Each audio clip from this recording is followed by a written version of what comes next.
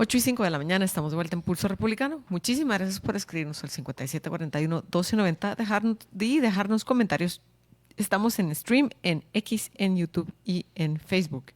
Como la adelantamos antes del corte, tenemos con nosotros a María Isabel Carrascosa, Sara Larios y Luqui Aguilar. Muchísimas gracias por estar con nosotros.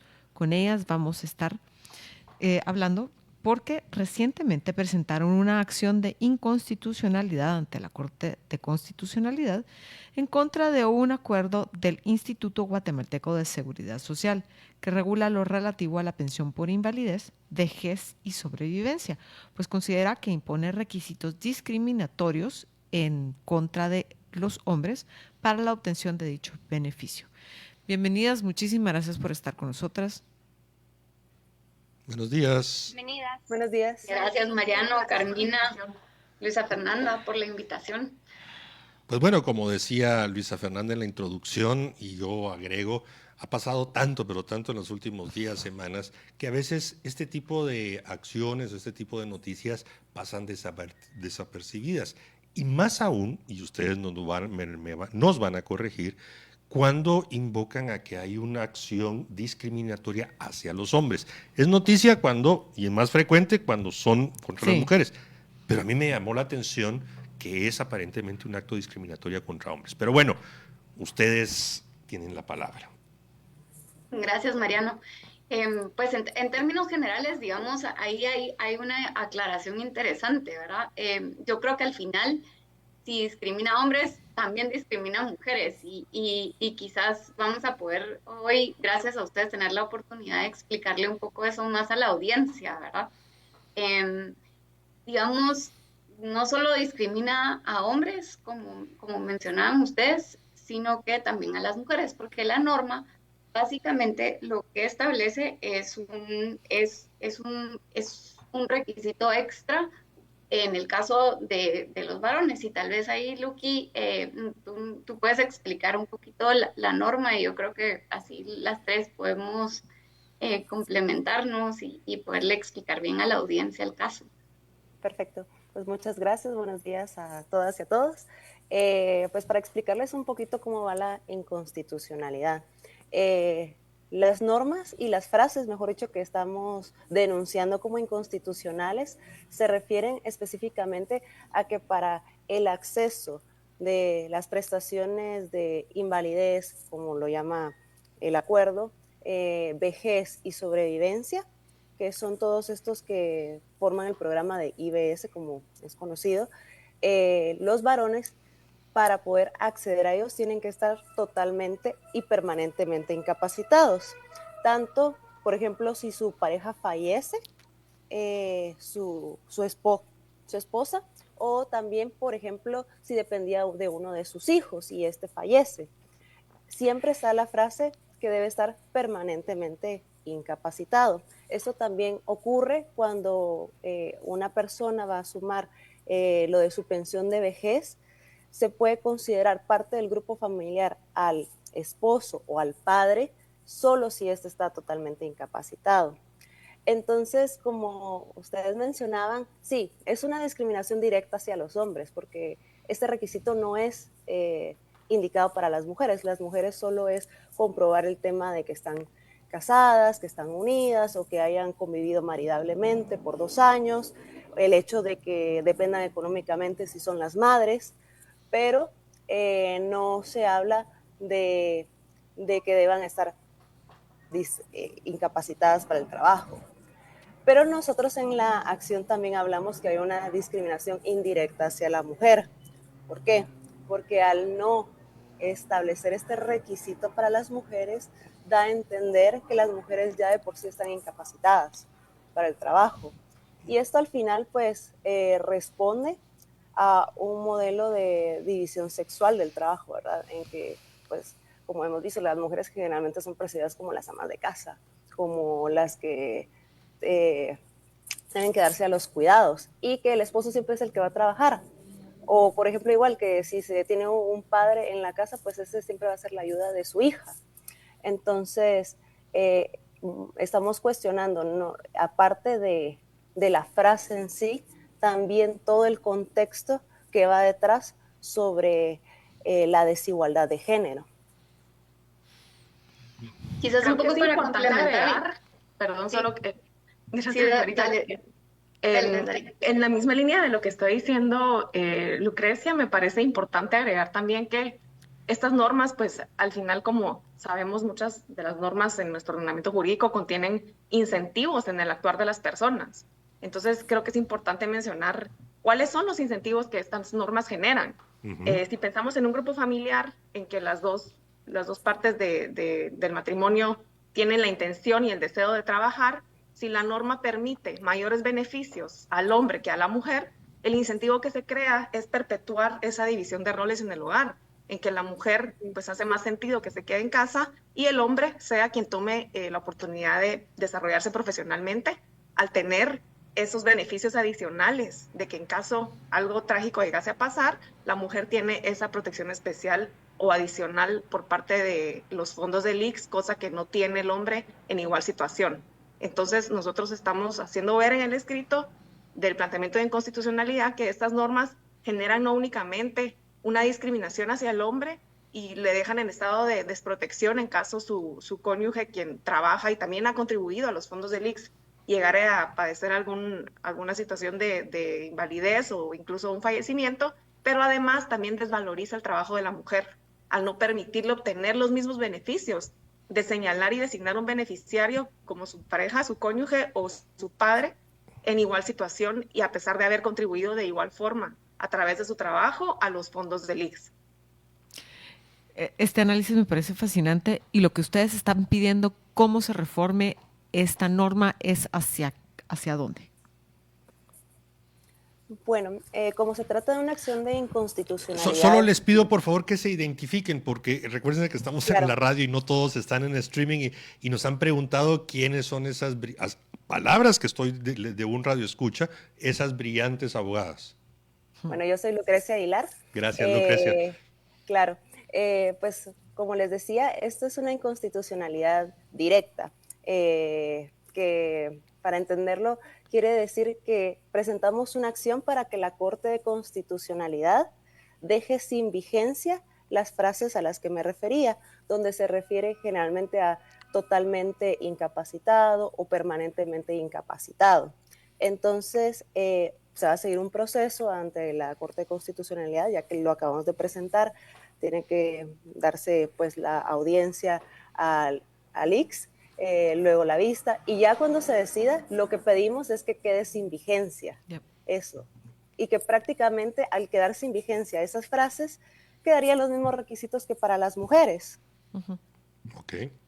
Bien. Básicamente, y Mariano, quizás es importante para los radioescuchas que no están tan familiarizados con cuestiones jurídicas.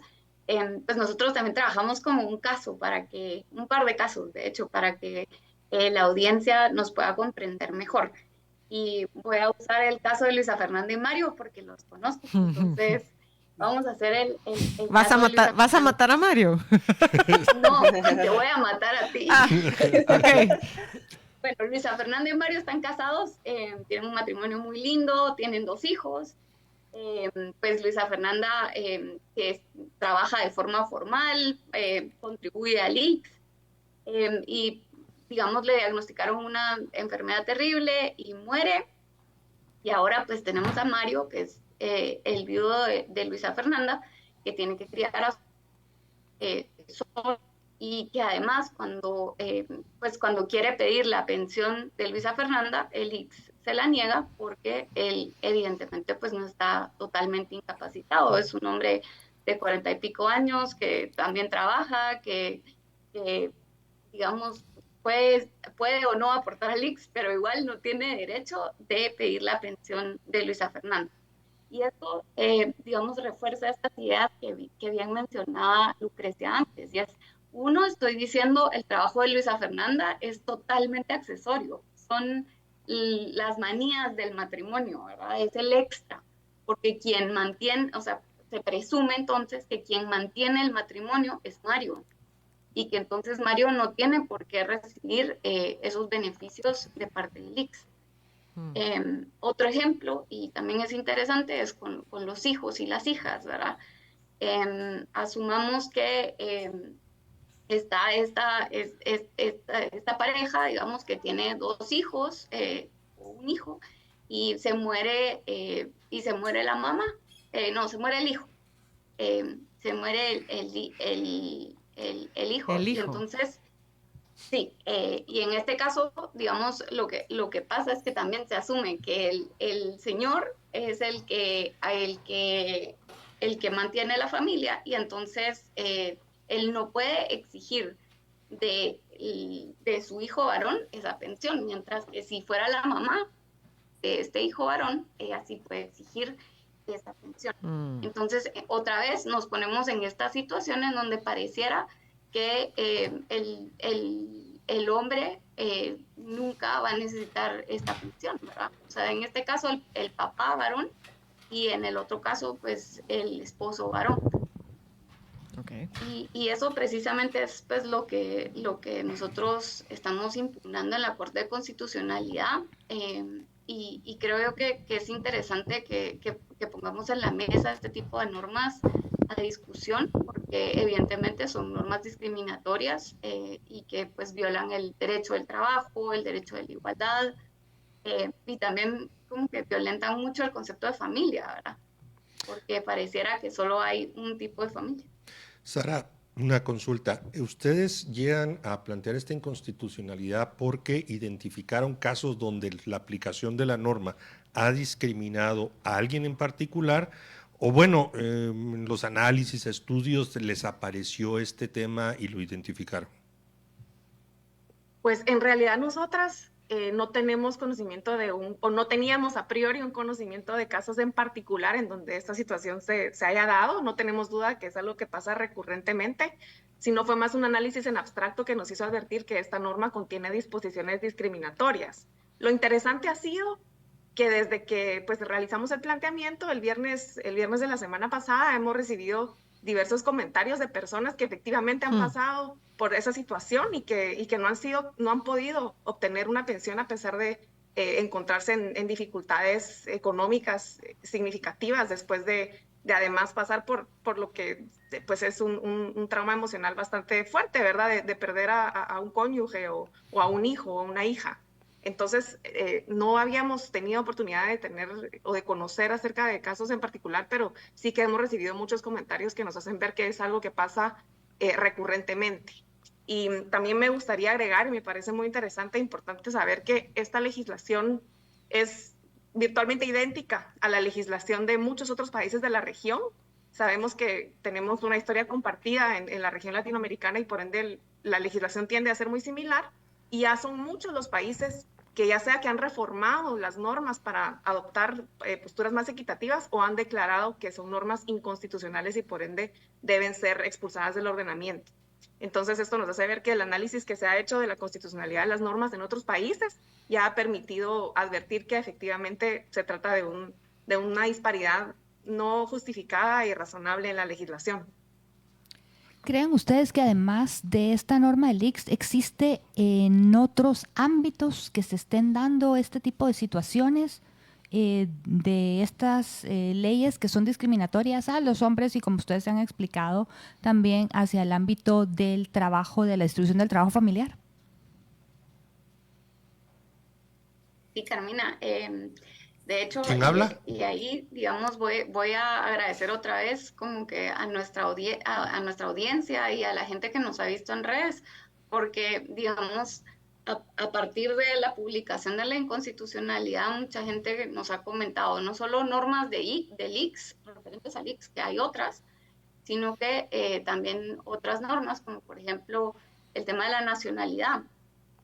Nosotros no sabíamos, pero aparentemente cuando una es guatemalteca, no puede, al casarse con un varón extranjero, el varón extranjero no tiene derecho a la nacionalidad guatemalteca. No. Mientras que, digamos, en el caso inverso, en donde el varón en el matrimonio es el guatemalteco, sí le puede dar la nacionalidad a la esposa. Ese sería un ejemplo. Grueso, ajá. Como que vamos a tener prácticas más frecuentes con ustedes tres, María Isabel, Sara y Luqui. Interesante.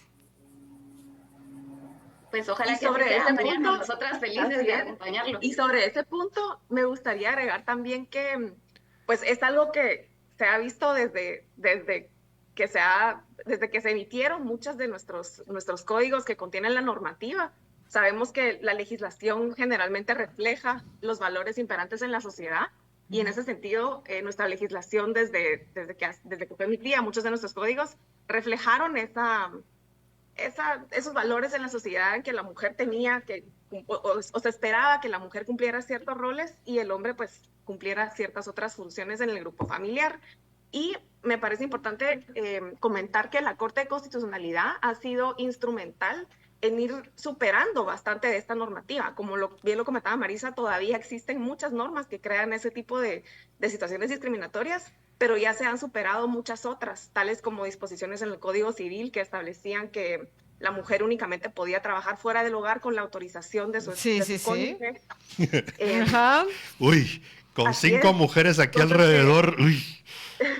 O bien en el Código Penal también, que se establecían delitos con penas muchísimo más severas para la mujer en caso de una infidelidad conyugal que para el hombre. Entonces, Incluida muchas de estas cárcel normas, por adulterio. así es. Entonces, muchas de estas normas fueron superadas por medio de declaratorias de inconstitucionalidad, tal como la que hemos planteado nosotras recientemente, por lo que la Corte de Constitucionalidad juega un rol muy importante en ese sentido. Y yo quería comentarles algo que en acompañamiento de lo que dice Sara, que uno podría pensar, bueno, esta norma del ICS que estamos reclamando ante la Corte de Constitucionalidad, pues ha de ser muy antigua, ha de ser de cuando se creó el ICS, o cuando estaba toda esta diferencia y concepción sobre los hombres y mujeres en el hogar, ¿verdad?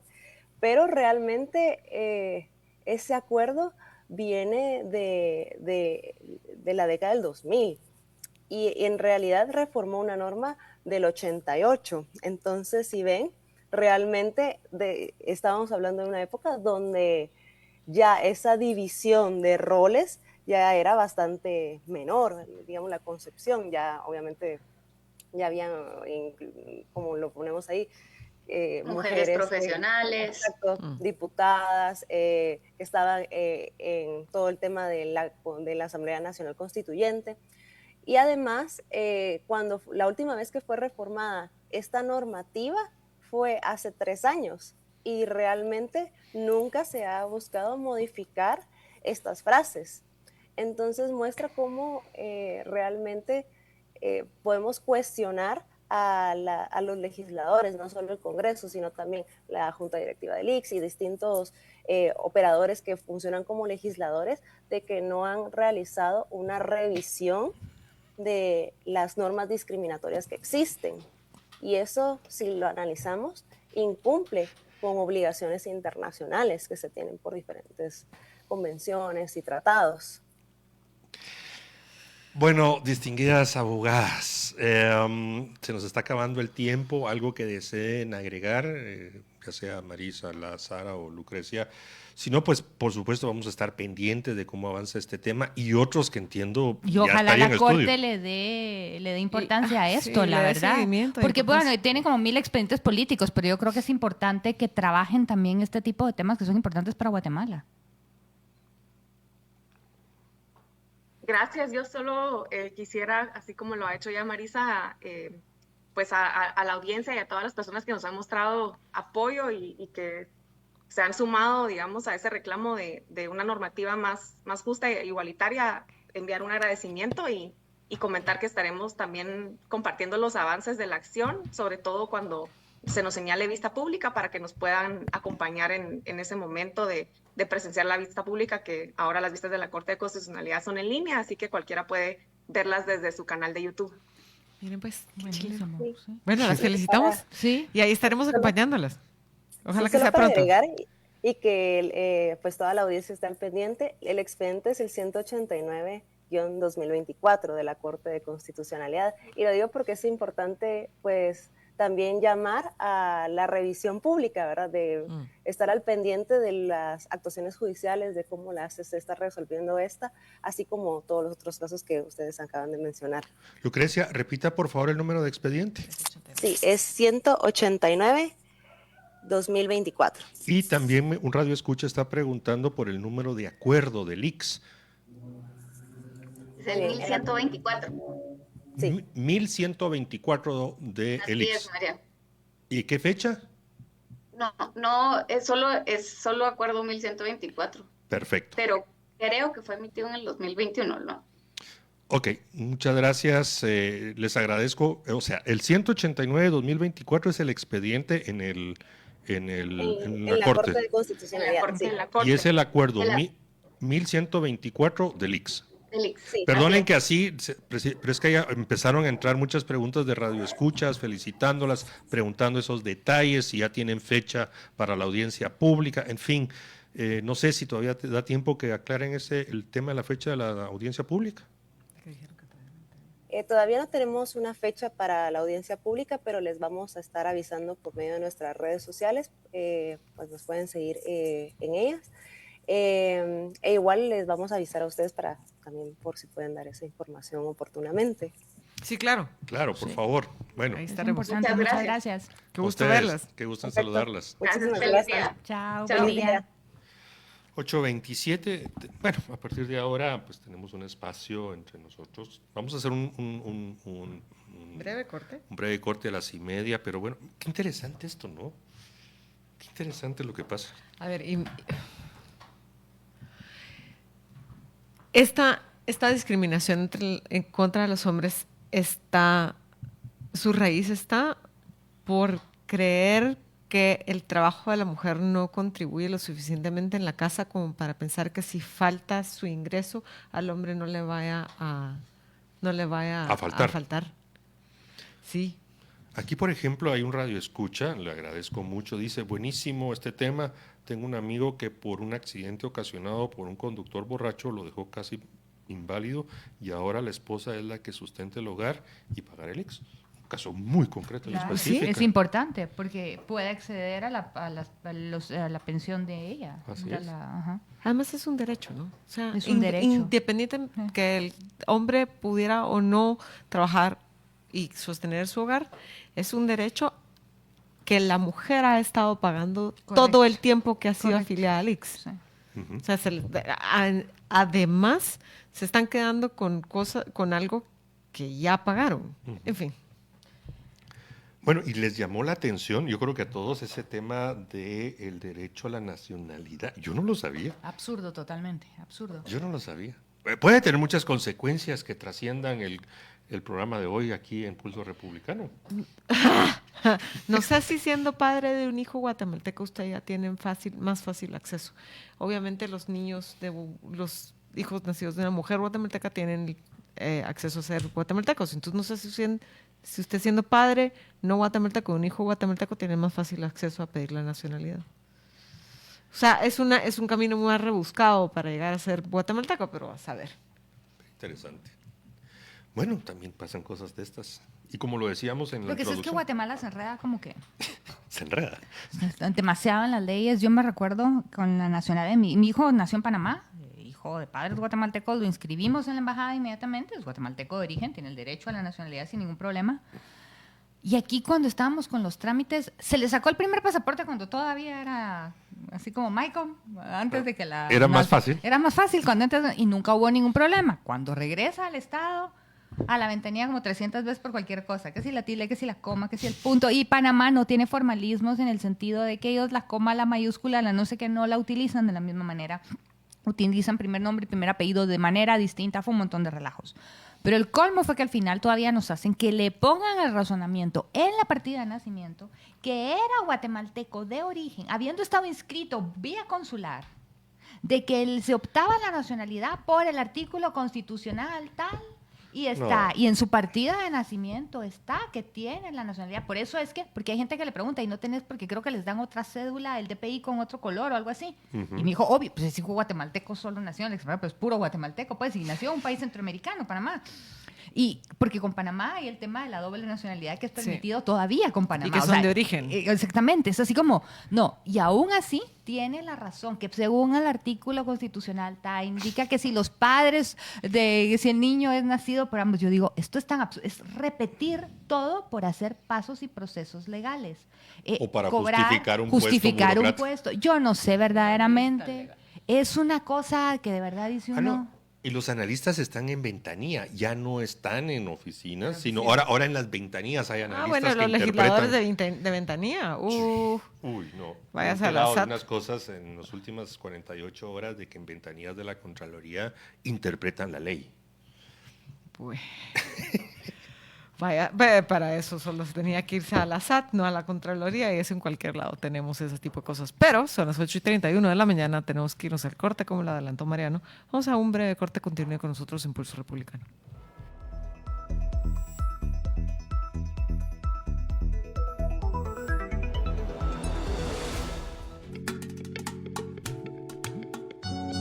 Los Inusuales, te damos la bienvenida.